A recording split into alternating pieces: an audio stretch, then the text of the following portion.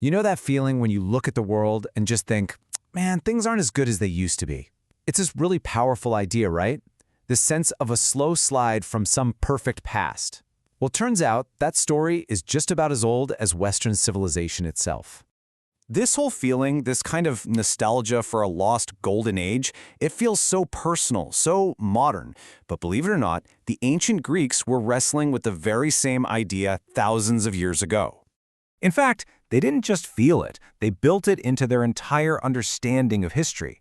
They came up with this grand cosmic story to explain their own world, their own troubled times. They called it the Ages of Man. So this is the big idea we're going to dive into.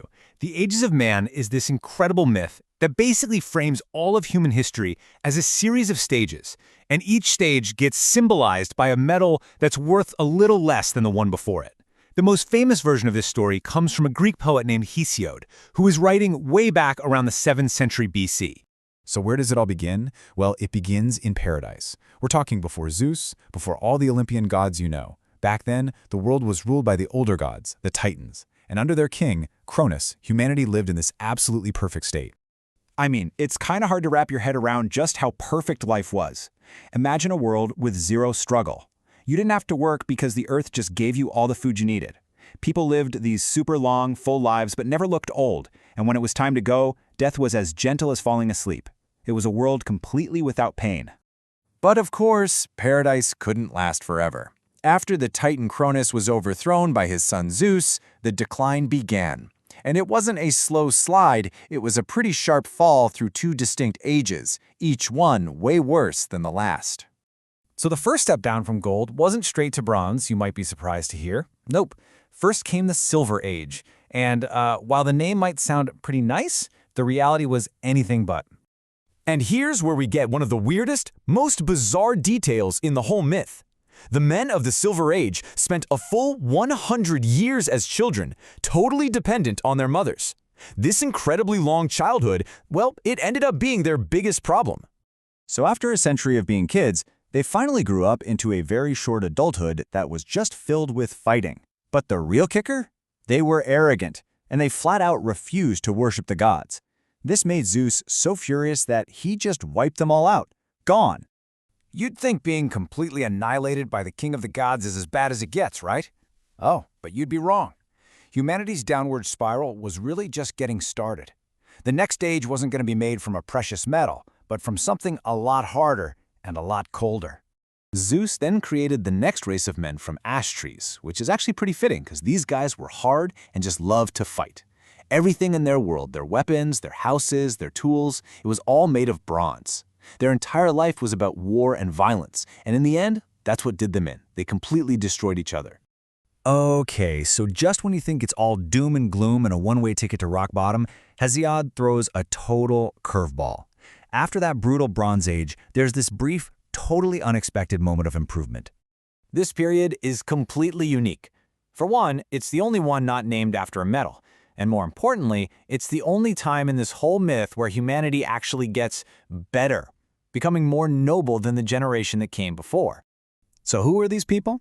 Well, you know them. They were the famous heroes of Greek legend, all the demigods and warriors who fought in the epic Trojan War or at the gates of Thebes in the story of Oedipus. This was Hesiod's clever way of weaving all those grand heroic stories he knew into his timeline of decline. But after that brief moment of glory, the decline comes roaring back, and with a vengeance. Hesiod places himself, and by extension all of us who came after, in the final and the absolute worst of all the ages. His description of the Iron Age is just bleak. It's a world where life is nothing but endless work and misery. All the social bonds just completely fall apart. Kids disrespect their parents, brothers turn on each other, and might makes right is the only rule. Bad people use lies to seem good, and nobody feels any shame for doing the wrong thing anymore. And he ends with this absolutely chilling prophecy. He says the final sign, the thing that tells you the end is here, is when nature itself gets corrupted, when babies start being born with gray hair. At that point, the gods will completely abandon humanity, leaving, as he puts it, no help against evil.